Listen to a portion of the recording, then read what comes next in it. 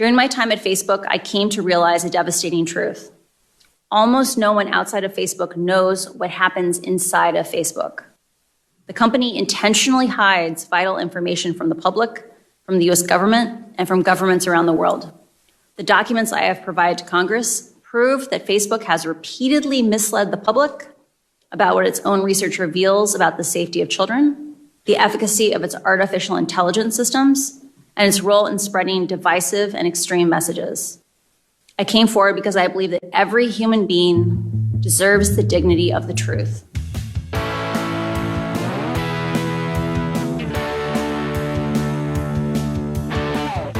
I'm Sarah Kendzior, the author of the best-selling books The View from Flyover Country and Hiding in Plain Sight. I'm Andrea Chalupa, a journalist and filmmaker, and the writer and producer of the journalistic thriller Mr. Jones, about Stalin's genocide famine in Ukraine. And this is Gaslit Nation, a podcast covering corruption in the United States and rising autocracy around the world. And as always, we have an early show at Gaslit Nation that runs Tuesday afternoons. This week, we're going to be answering questions submitted from our listeners at the Democracy Defender level and higher on our Patreon. And we have always a lot of interesting questions, and there's a lot that's on people's minds, and it gives us ideas for the show, these discussions we have with our listeners. So if you want to submit a question, you can sign up there. And we're also going to talk about the massive expose of the Pandora Papers and what they mean. If you want to hear the early episodes, you can sign up at the Truth Teller level and higher, and we'll meet you there. How is that? Oh, I keep going? Well, wait, aren't you going to talk? Do you want me to set you up for this? Yeah, because then it's just me talking for 10 minutes. What do you want me to ask you? Andrea, what's going on in Congress? And then I answer that. Okay, cool. So, Andrea, you have some news about what's going on in Congress. I sure do, Sarah. Do tell. I'm sure it's good news. Always good news coming out of Congress. The gun you like is coming back in style. Sorry, go on. Yes. Okay, so, we have Joe Biden's Build Back Better agenda, which is coming at us in the form of the $3.5 trillion reconciliation package. President Joe Biden, had a press conference on Monday where he stressed that the $3.5 trillion reconciliation package is his bill, not the progressives' bill, not Bernie Sanders' bill. This is his Build Back Better agenda. That matters because people in the media and Rupert Murdoch's propaganda machine are trying to paint this as a socialist takeover, as progressives versus moderates, when the reality is that the progressives wanted a $6 trillion package. That was the progressives' original plan, wish list, considering that we spend trillions anyway on being the largest military in the world, and we still can't stop the asymmetrical warfare of the Kremlin, bringing Donald Trump to power and using every available social media platform against us. So this is definitely Joe Biden's package. And it's half of what progressives originally wanted. And what's most important here is that the Democratic Party, progressives and real moderates, your run-of-the-mill moderates, are united around this bill. Nancy Pelosi calls it the culmination of her long career. It would definitely be a jewel in her crown, so to speak. But the vast majority of the starch in her flipped collar, the vast majority of the party is united behind President Biden. The existential threat to our nation and the world is coming from the so-called moderates, who are, in fact, coked up corporate lobbyists. And that's Koch, K-O-C-H, the Koch political network. And the main culprits, of course, are Manchin and Sinema. The $3.5 trillion package is about helping America, which is experiencing a decline in life expectancy, and to raise the quality of life and catch up with the industrialized nations when it comes to important generation-defining, future-protecting things like education. Here's President Biden on how his Build Back Better agenda will help America when it comes to education. And he's speaking directly to Republican leadership here by mentioning China, because Republicans like to rally their base by pretending they're tough on China. The legislation, both the Build Back Better piece as well as the infrastructure piece, are things that I wrote. These didn't come from, God love him, Bernie Sanders or AOC or anybody else. I wrote them. I disagreed with Medicare for all, for example. I disagreed, but I laid out what I thought would be important. For example, I think in the Build Back Better program, it's required that we, in fact, have the best education available to us. And I'll be speaking to this in detail tomorrow. But look, here's the situation. How can we, in an ever competitive world, increasingly competitive world, how can we not meet the educational standards at least other countries are working toward? Nobody is reducing the number of years they want their children to go to school or people to go to school. You've heard me say it before, as my wife says, if any country out-educates us, they're going to out-compete us. Look what China's doing. Look what the rest of the world is doing. They're investing. They're also investing in things that relate to ability for people to go to work and stay at work. We have several million women who can't go back to work because they don't have any way to take care of their children. So to give a tax cut to a working mom to be able to afford daycare, is that bad? Is that a bad idea? I think it's a darn good idea. We'll get people back to work. So there's a lot of things in the legislation I'm going to be talking about across the country that I think the American people overwhelmingly support. But the idea that somehow this is somebody else's legislation, this is what I wrote. Biden just needs 2 other votes in the Senate, Manchin and Sinema. So far, Manchin insists on shrinking down the reconciliation package significantly, getting over $2 trillion of programs. Sinema also continues to block it. Neither Manchin nor Sinema will provide specifics on what they're looking to cut specifically. Childcare, fighting climate change. Instead, Sinema rushed off this week to rake in money at a fundraiser by business groups actively opposing the bill. That's according to the New York Times reporting. Sinema and Manchin are instantly recognizable as the kind of greedy, power-hungry politicians that plague Ukraine and keep Ukraine in a black hole of corruption. Manchin, meanwhile, enjoys his time on his expensive houseboat, where he was recently confronted by a group of activists on kayaks, including a number of voters from West Virginia. And Sinema, who makes time for corporate America, but is out of touch with voters in Arizona and declining rapidly in support there, especially, of course, among Democrats and independents, recently remained silent as activists followed her into a bathroom, begging her to please support the bill. And also, again, she was confronted on a plane by an activist. To be fair, Sinema, unlike Manchin, hasn't bothered to hold any meetings with activists on the front lines of the issues she's harming. What's interesting about Sinema is that you see a change in her, most dramatically in 2014, when she runs for re-election in the House of Representatives, becoming one of a handful of Democrats to earn the support of the Republican dark money-fueled U.S. Chamber of Commerce.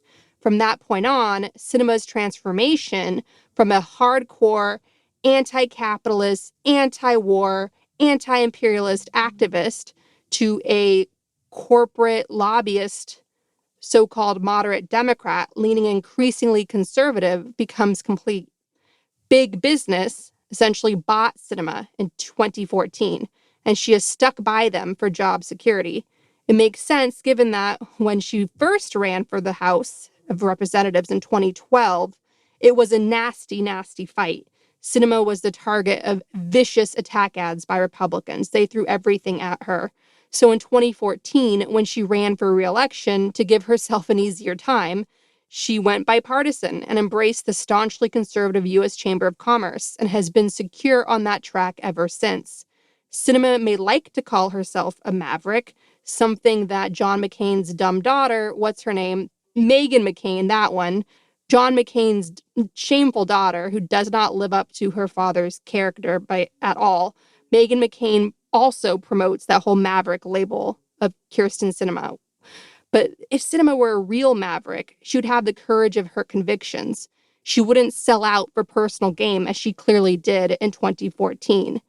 Now, a coalition of dark money groups allied with the Koch political network is spending tens of millions of dollars to tank Joe Biden's Build Back Better agenda, according to the Rolling Stone.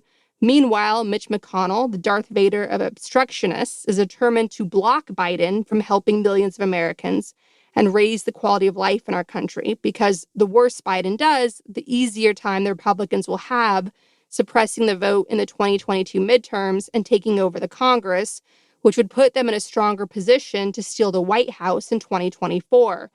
Republicans so far have refused to work with Democrats to raise the debt ceiling, which means the U.S. will soon default on its debt. We covered this in last week's episode and what it means to you. Social Security checks will stop arriving. Military men and women will stop being paid. The financial markets around the world will take a hit. Financing for all sorts of companies and projects could suddenly stall. The domino effect could be catastrophic. Yeah, absolutely. It's potentially disastrous, but I know you feel the same way, that we are sick of talking about Manchin and Sinema. And I think we're with the majority of Americans on that. They are an exemplar of a failed system. They are an indicator of how gridlock, not only is perfected on the Republican side, but if two people can seemingly hold up bills in progress for millions, hundreds of millions of Americans, then obviously something is deeply wrong. But the main thing I keep thinking, as we've watched this play out now for 9 months, we came in with expectations that they would restore voting rights, which have been decimated since 2013 in the partial repeal of the VRA, and that they would abolish the filibuster and then pass the Democratic agenda. There's so much exuberance over the fact that the Democrats have the House, the Senate, and the presidency. And, the main line here is they're running out the clock. Like, enemies of democracy are running out the clock. These include plutocrats. These include foreign oligarchs. These include mafiosos. This obviously includes the Republican Party, which has both autocratic, theocratic, kleptocratic, and, secessionist, I think in some cases, aims for the future of the United States. It also includes enablers on the Democratic side. And obviously the two big enablers at the moment are Manchin and Sinema. But if it weren't these two, it would be somebody else. It would be Dianne Feinstein, or it would be some other senator. Like, what alarms me here is the lack of urgency, in part because, as you've actually spelled out the details of what's in this package, which is something that the media has tended not to do. They're focused on the fight. They're focused on Democrats versus Republicans, and treating it as a horse race game, which they do with absolutely everything. They do it with COVID. They did it with treason. They did it with a coup. It's all just a big game.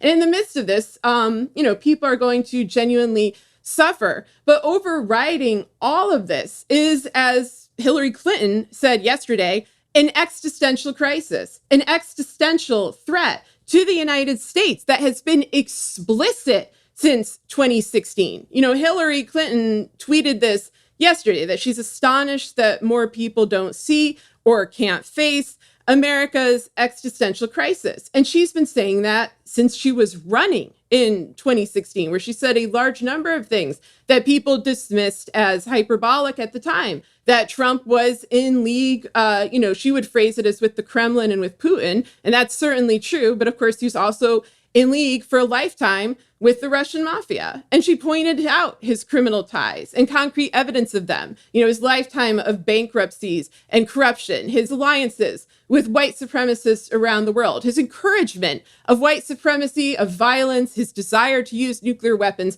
Every claim that Hillary Clinton made about Trump during that campaign was true. And it was objectively true then. I mean, this is something we've talked about many times, how all the evidence for this was in the public domain. And Clinton was not acting off of some sort of, interior logic or secret information. All of this was public. It was often confessed openly by Trump and by Bannon and by other people in his fold. And so the level of denial then was alarming. And it's now been 5 years since Andrea and I met each other through Twitter, purely by chance, because we both had heard rumors about Trump having a disgusting sex tape or rape tape. That's the beginning of the beautiful friendship that spawned this beautiful show we've been saying this as well for 5 years, working off of the same public domain evidence. And all we've seen since then are our worst suspicions realized. And, one of the things I really, really did not want to be true in terms of things that I predict was that the Biden administration and the Democrats in Congress would not rise to the occasion during this extremely limited window of opportunity that they have right now after having gotten the House, the Senate, and the presidency, where they need to put in structural implementations to ward off autocracy. They need to abolish the filibuster, to bring back voting rights, to pass these big packages, but to also ensure that whatever they pass stays there if they are not in office again in the future. And of course, they have failed us in a multitude of ways. We've done whole episodes on Merrick Garland. We've done episodes on Anthony Blinken. We recently did a little bit on Mayorkas and what they're doing to Haitians at the border. It's been a very disappointing administration, but this package that they've put together is good. At least it has, some sort of substance, some ambition to it. But I don't know, man. I mean, it's very hard to watch this because we're like living in a liminal space that people refuse to acknowledge. Like, we are standing on that hinge between democracy and entrenched autocracy. And there are people who will admit it and they'll call it out. But generally speaking, it feels like we're going through this pantomime of representative democracy. And I don't know, if I were them, I would have gone in with like plans B through Z as to how to deal with obstructionist Republicans, how to deal with obstructionist Democrats like Manchin and Sinema, how to deal with every possible barrier to preserving a sovereign and free and fair nation. I would have been super prepared, maybe Elizabeth Warren style, and they're just not. And the people who will pay the price for this are not going to be, Biden and the rest of these elected representatives. They'll pay some price. It's regular people. It's ordinary people. It's the planet itself and the health of the climate. All of this is just teetering on the edge right now. And, it's very hard to watch this all play out because, we can pinpoint the roots of the problems and the points in time where people switched and started taking that Coke money and whatnot. But like the immediacy of it is grim. And so I appreciate those who do call it out. Whatever you think of Hillary Clinton, she's been consistently calling this out from the get-go. And I don't know. I wish everyone would speak in such plain terms. The people that are confronting Kyrsten Sinema and Manchin, they're doing so because they understand the existential threat. Mm-hmm. They're living the existential threat. Yeah, that's where their courage comes from, because the alternative is death for their communities. The alternative is living with chronic disease if we don't do something about pollution and climate change, and if we don't do something about immigration reform and all of it.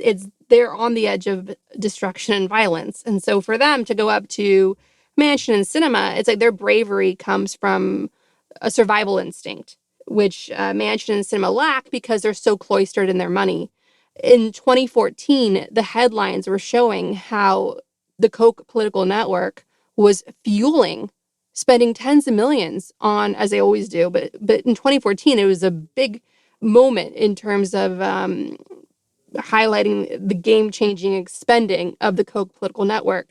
And one of the Republican groups they gave to was the U.S. Chamber of Commerce, which picked just a tiny handful of Democrats to support in 2014, and one of them was Kyrsten Sinema. And she's been hiding out in the bosom of the Koch-backed dark money Republican political network ever since. And we all didn't bother to pay attention to it because she wore colorful wigs, and she was an openly out bisexual, and she wore these zany Pee Wee Herman funhouse outfits, like Pee Wee's Playhouse outfits. And we all thought, look at this quirky girl. Look at this Gen X, pixie dream girl, alternative album, Gin Blossoms. Contempo casuals. Yes. Look in at 1995. There's a wet seal clearance section. Forever 21. That's it. She's Forever 21. Yes. She's the type She's so relatable. of middle-aged woman who shops at Forever 21, just, bravely just moving along there in denial of biology and the passage of time. And we fell for it. She appealed to our nostalgia of being back in middle school. I did not fall for it, man. I'm forever 2021. I'm forever in the doom loop. So, this did not get by me, but I did not delve as deeply as I should have into my suspicions because I had the, idiotic faith that somebody else was going to. I too succumbed to normalcy bias at times where I assumed if there were two incredibly corrupt, big money taking, obviously compromised Democratic senators that would actually hold up the agenda of 96% of Congress, that someone somewhere would have a backup plan for that. Someone somewhere would know how to use some leverage, be it threats or bribes or common sense or, whatever else you want to do. And oh, how I was wrong. Yeah, I just think Sinema's a weak person. I think she has a weak character. She started off her political career as a staunch activist. People keep pointing out that Kyrsten Sinema of a few decades ago would be one of those people protesting and getting in the face of Kyrsten Sinema today.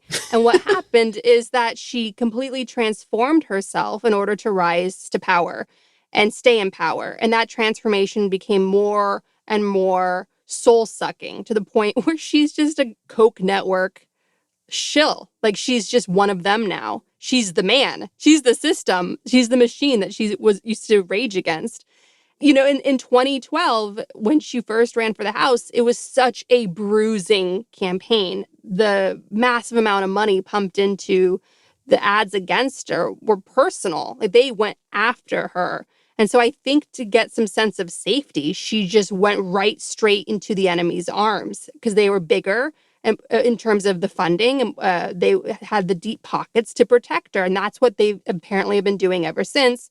And the Democrats didn't pay attention to this, watch it very closely, because we didn't have the reform movement of Bernie Sanders coming in 2016. And our thoughts on Bernie. We've been critical of him too, very much on this show. But what you have to give him is that he inspired a whole generation of people to enter politics and run for office, which is exactly what we need right now. We need to flush out the system. There's no shortcut to that. That's how you change. Everything is going to go through the system. So if you want a new system, you get new good people, empathetic people, science-driven people to run for office.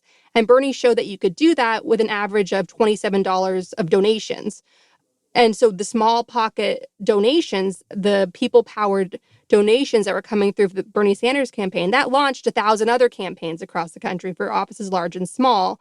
And that really forced the Democratic establishment to come to the table and work with progressives. And now, as I said, after the 2020 election, progressives did do better than these moderates. Progressives expanded their numbers. I'm speaking specifically about the House. And the moderates lost a lot of people in the House in 2020, where the progressives expanded the squad.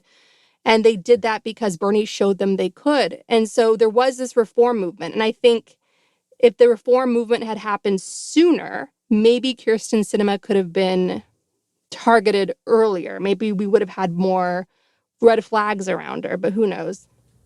That, and I think, look how the media is covering this, where it's purely viewed in terms of optics.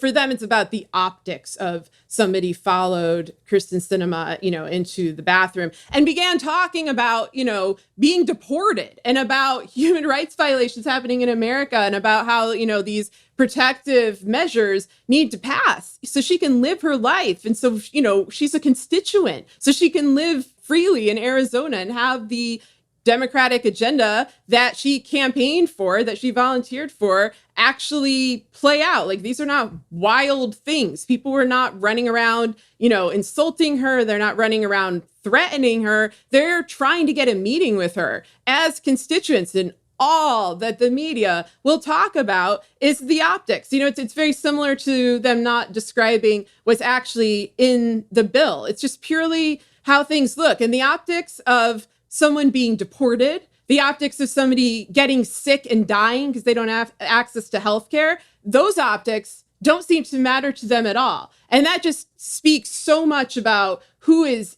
in the media, who can afford to be in a media that pays very poorly, that requires expensive credentials, that is systemically racist. I've seen so many journalists who aren't white quit over the last few years after sort of, an inverse of this pattern. Before that, where more were being hired because it is so impossible to work under those conditions. Just the humiliation and the refusal of editors to take your stories seriously, to take the topics you're interested in seriously. And I've seen some of those journalists branch out and do independent work, which I think is great. But this is just such a broken system, and both the actual crisis and the way that it's represented to the public exemplify that. And speaking of optics, should we move on to Facebook here?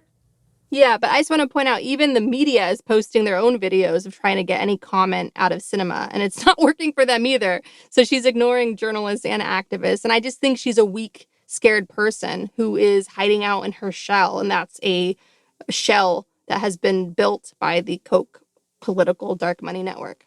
A poison cotton candy shell. Mm-hmm. Yes.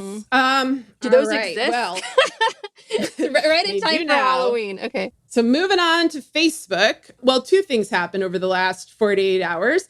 There was an extremely damning 60 Minutes interview with a whistleblower, Frances Haugen, who is testifying to Congress today. To be clear, it is 10 a.m. Central Time as we're recording this show. So you're probably going to hear a lot more about Haugen and about Facebook. She worked there, and she managed to get documentation of the way that Facebook capitalized, in a very literal sense, on anger, hatred, desire for ethnic cleansing, desire for violence, and exploited that and cultivated that in its audience. And so that happened Sunday night, and then the hearing is today. And in between that, yesterday, for, I don't know, the majority of the day, I think it was about 6 or 7 hours, it depends where you live, Facebook and the companies which Facebook purchased, which includes Instagram and WhatsApp, went down to the point that they literally did not exist on the internet for that duration of time. And there were rumors it was gone forever, and that they had really, truly disappeared, maybe from like a DDoS attack, maybe from some sort of internal revolt within a very corrupt company, which not everybody is, thrilled about, obviously, because you see whistleblowers coming forward. And then it came back. And in the interim, we don't fully know what was happening here. I have some theories, but it spurred a lot of conversation about what happens when a company this massive and that is used for basic infrastructural needs worldwide disappears. Like, I thought it was so interesting that last week we did a whole episode about a potential government shutdown and about all the terrible things that can happen to people when federal services are no longer available. And then that shutdown was averted, at least until December. And then Facebook shuts down. And it made me wonder, what would have more impact if it lasted for 2 weeks? A shutdown of the US federal government or a shutdown of Facebook and all of its services? And I honestly, I'm leaning toward Facebook, because I think folks learned the degree of dependency that exists, not as much for Americans, but for people in other parts of the world.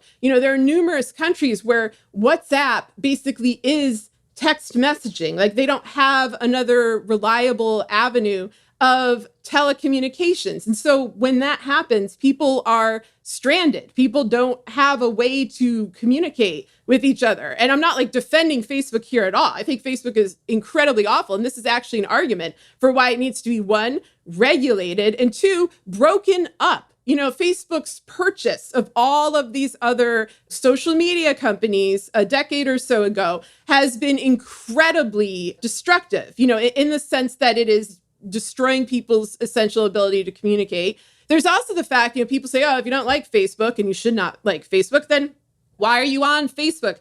That is not as easy as it sounds. I mean, I personally use Facebook way, way less than I did before, say, 2015, 2016, when it became clear where it was going. But within my Facebook account are photos and comments from friends and relatives who have since passed away. There are things that just have sentimental value to me, like when my children were born, or I guess it was for my second child when, I was on Facebook by that time, when he was born, and I see all these congratulatory messages from friends and relatives. And, and I was showing those to my kids the other day. And, now that they're older, it's like looking at old letters or old birthday cards or a family photo album. Like Facebook, unfortunately, has replaced this. And it's not as easy as just moving all of your photos or your information onto a hard drive or whatnot because of the interactive capacity. If I could just print out my entire account, I would. I don't think that's necessarily possible, in the sense that I want to actually preserve what it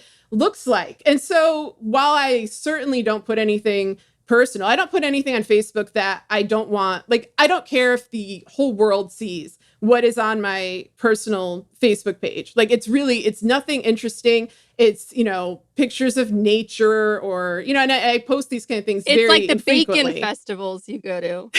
Yes, I went to the Indiana Bacon Festival. I saw Blue Oyster Cult. It was awesome. No regrets.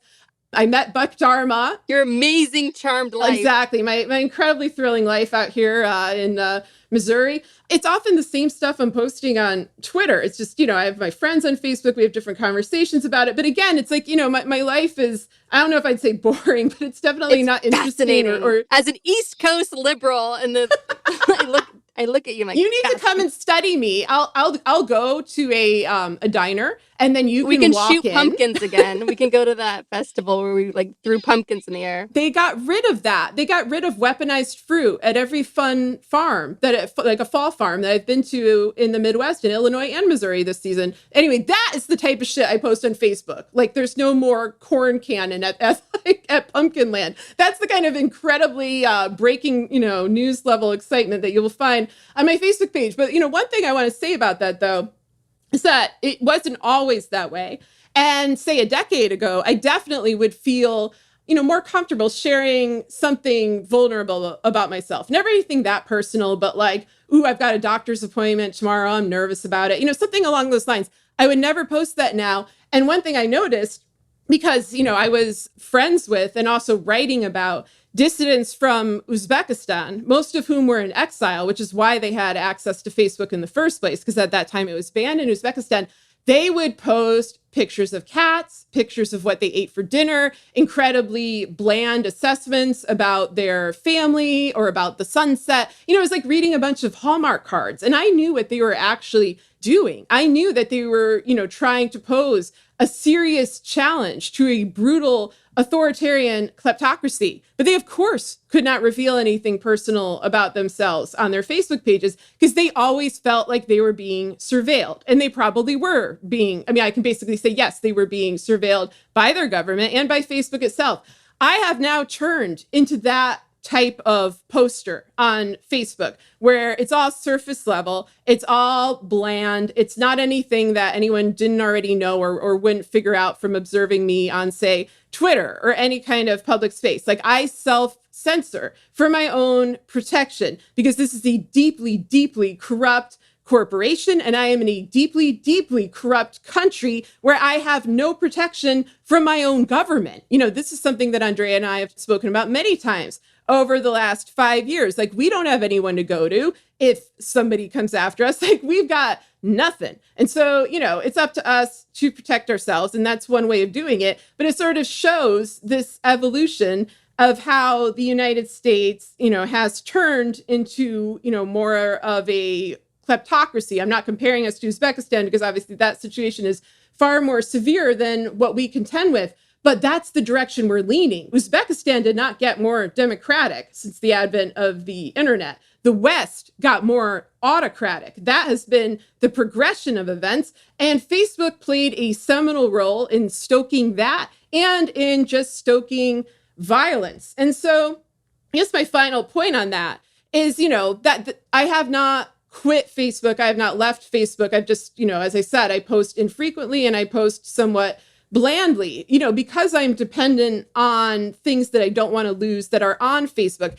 And that is the most dangerous thing, I think, about the situation. It's not the disinformation, it's the dependence, because one leads to another. You're on Facebook or on WhatsApp or on Instagram because you're relying on it for something. You're relying on it for basic communication. You're relying on it to promote your business. You're relying on it for, GoFundMe's and for other fundraising things. Like the last thing I did on Facebook before it went down was donate to my friend's son, who's doing a charity drive for Parkinson's disease, for research on Parkinson's disease. And would I have known about that without Facebook? No, that's literally the only point of contact I have with this person. So, it can be used for good. They're choosing to use it for evil. They're choosing to stoke and cultivate the most evil impulses in people. And so then that dependency is what I think leads people to see hateful content, inflammatory content, lies about vaccines and coups and other things. Although I think, as I've said in the bonus, I personally never see any of this. So I'm sometimes wondering,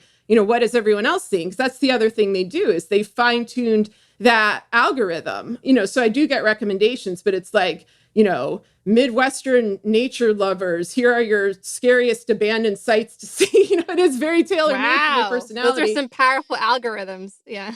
Yes, exactly. It is a powerful and accurate algorithm. And so I guess says good things, I suppose, that it's not trying to get me to ethnically cleanse others. It's a terrible network. And so as all of this is happening with Facebook, we are seeing the erosion of vital infrastructure in the United States, most notably the Postal Service, which now is going to be, quote, permanently slower, according to the Post Office under Louis DeJoy in their press release, and more expensive. And we've gone into this before about how Biden could absolutely get rid of Louis DeJoy right now. All it would take is replacing Ron Bloom, a person connected to Jared Kushner, from the Board of Governors on USPS, and then replacing him with someone who will fire DeJoy and bring the post office back. And instead, we're headed for an America where the Postal Service may be privatized and therefore will fall into the exact same vulnerability as a corporation. That's a Freudian slip there. I almost said country.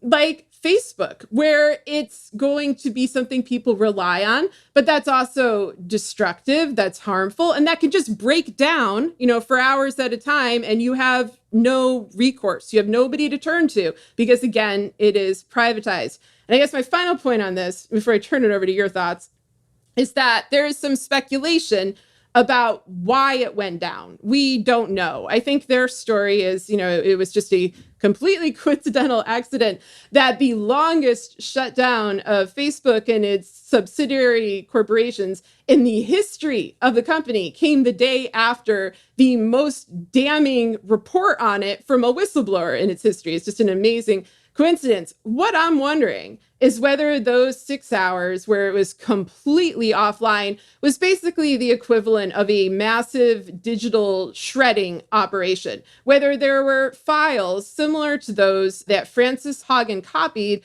that perhaps they were able to destroy in this interim period. And that's, I'm just speculating. They may not care. They may not feel threatened enough by Congress to actually hide anything. I wouldn't be threatened by Congress right now. They're clearly ineffective. But I don't know. What are your thoughts? Well, you're not alone in thinking that. Jason Clint, the CEO of Digital Content Next, a trade association that covers digital content companies. He wrote on Twitter, "I deflected conspiracies today, but now changed my position. If I were Facebook and knew these 8 SEC whistleblower complaints were being published today, I sure as hell would take down my own apps to distract the press. They are deadly, way beyond what we've seen so far." So a coincidence like this, because when you had 60 Minutes do the damning interview with, is it Frances Haugen? Frances Haugen. Haugen. I don't know. I don't watch these shows. I just read. So when Frances Haugen comes out on 60 Minutes, and that's the big story, and then the following morning at around, I think it was like around noon, 6 hours of Facebook being shut down, and Instagram and WhatsApp also were not working like they should. And these are 3 platforms that people have a dependency on. Facebook is the internet to some people. And it did, of course, create a big distraction. And you cannot trust a company like Facebook. So, for instance, today, the whistleblower that we met and heard from on 60 Minutes, Frances Haugen, she testified to Congress today, being Tuesday. And let me read to you what she wrote, according to Jeff Bennett of MSNBC. Mark holds a very, and she's talking, of course, of Mark Zuckerberg, and this is part of her testimony today to Congress. Mark holds a very unique role in the tech industry in that he holds over 55% of all the voting shares for Facebook. There are no similarly powerful companies that are as unilaterally controlled.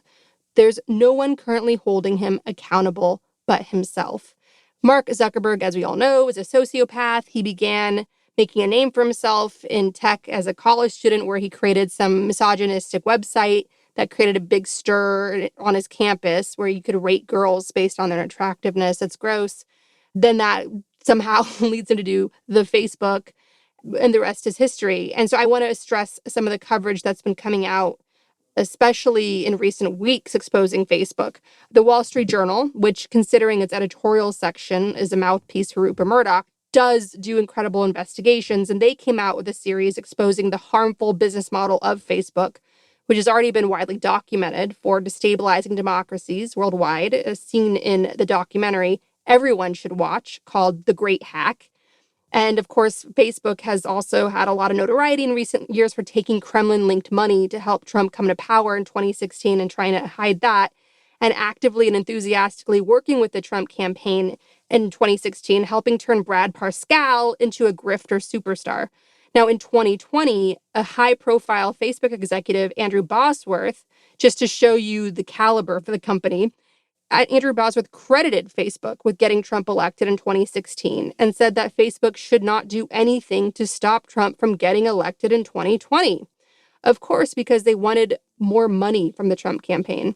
Now, from the Wall Street Journal, there's an investigative series, as I mentioned before. It's called The Facebook Files. And some of the things that they've uncovered include Facebook owned Instagram knowingly making young girls depressed by profiting off of exploiting body image issues.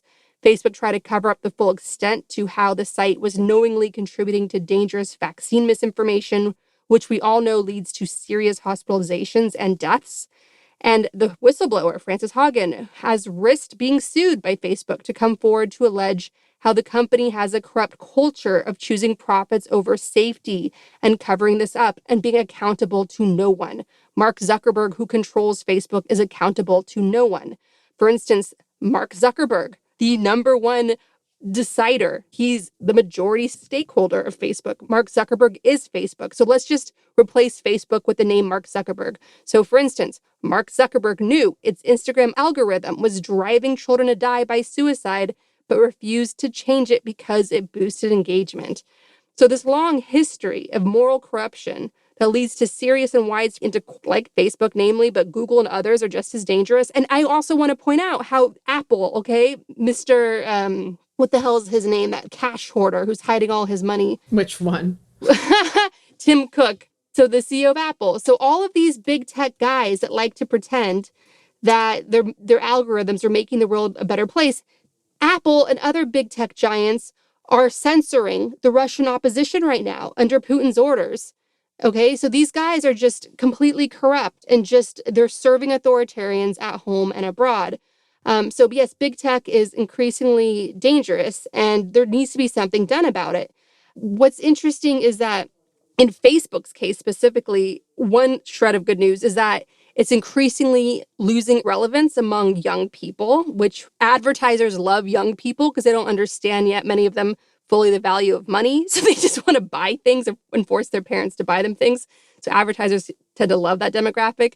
And young people just see Facebook for the olds. So Facebook has an irrelevancy crisis coming up with this younger generation.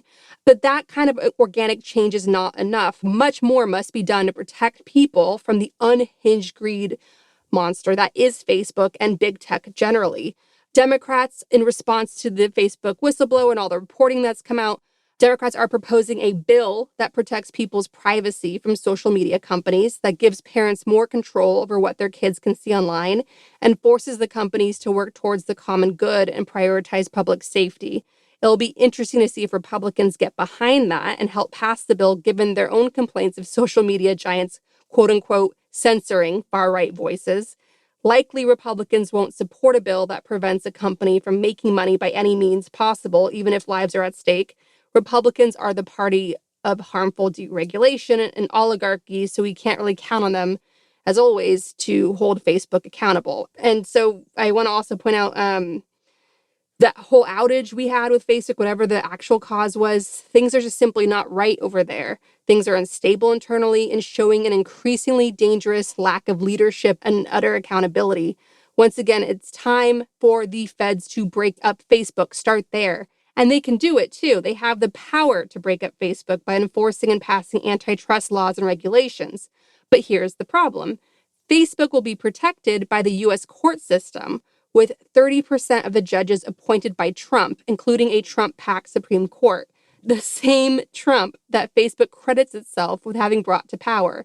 So for now, when it comes to being broken up, Facebook is protected by the dangerous legacy of the monster it helped bring to power in 2016. And that's how kleptocracies are formed. Monsters protecting monsters after the monsters help enrich each other and come to power. I do want to point out, speaking of the U.S. justice system, the Wall Street Journal, once again defying the logic of its Rupert Murdoch editorial board by producing credible, hard-hitting investigative reporting, found that around 15% of federal judges in the U.S. have, quote, violated U.S. law and judicial ethics by overseeing court cases involving companies in which they or their family owned stock. A Wall Street Journal investigation found that judges have improperly failed to disqualify themselves from 685 court cases around the nation since 2010. The jurists were appointed by nearly every president from Lyndon Johnson to Donald Trump. About 2/3 of federal district judges disclosed holdings of individual stocks, and nearly 1 of every 5 who did heard at least one case involving those stocks. Alerted to the violations by the Journal, 56 of the judges have directed court clerks to notify parties in 329 lawsuits that they should have recused themselves. That means new judges might be assigned, potentially upending rulings. Again, that's around 15% of federal judges have broken the law and or committed serious ethics violations in refusing to recuse themselves from cases where they had financial interests or their families did. This is America.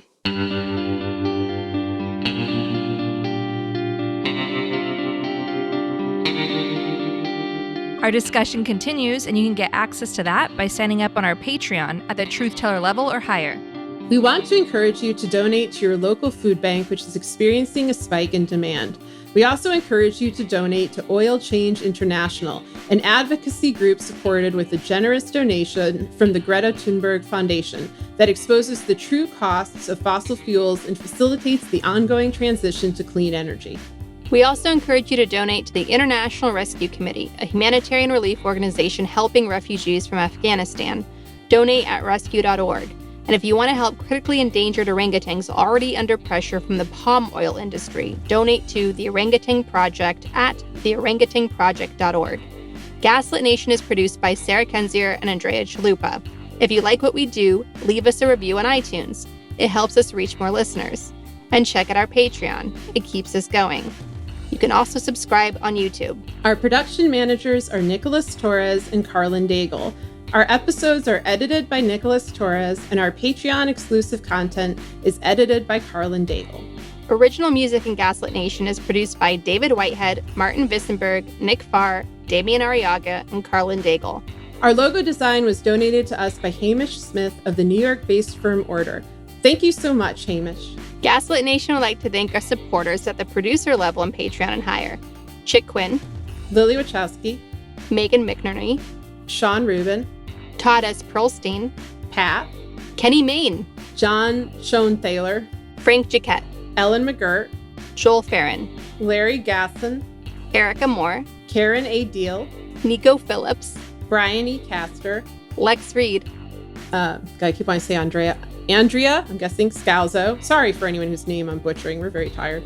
Melissa Howland, Karen Heisler, Ann Bertino, Rachel Winder, T.R. Dunstan, John Millett, David East, Shannon Nacy, Ida, Chris Fellow, Ben Wheaton, Joseph Marr Jr., Rich Holcomb, Thomas Scheibe, Julie Matthews, Meganopolis, Mark, Matthew Womack, Silas Frank, Sean Berg, Kristen Custer, Tracy Ash, Benjamin Galuza, Kai Gillis, Sharon Hattrick, Irv Robinson, Keith Gottschalk, William Barry Reeves, Richard Smith, Emmy, Kevin Gannon, Yvonne Q, Mike Christensen, Sandra Kalnins, Katie Masuris, John Laughlin, Jeff Thompson, James D. Leonard, Leo Chalupa, Carol Golstad, Michael Woldridge, Crime or No Criming. It's funny every time.